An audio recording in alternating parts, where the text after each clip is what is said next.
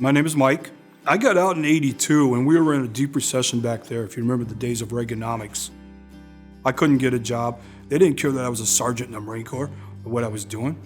They had no comprehension. And I lived in my car behind an oak tree behind a church.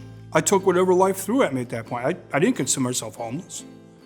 The lowest is when I just wanted to see what's it like to commit suicide. What is it like?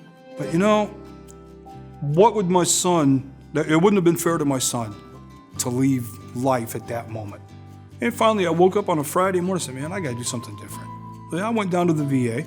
I talked to the social worker, the homeless social worker. He said, well, we have interviews at 1 o'clock for people that might be accepted into the domiciliary.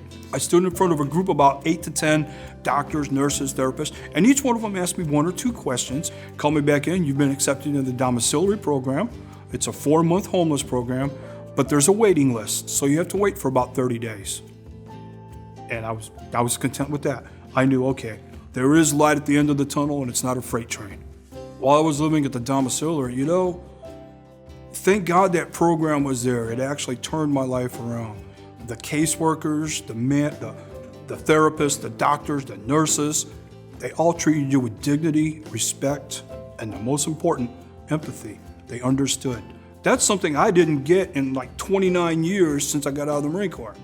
Try to get away the weak things and build up the strengths that you have. And I capitalized on some of my strengths, and I found a job, security guard job.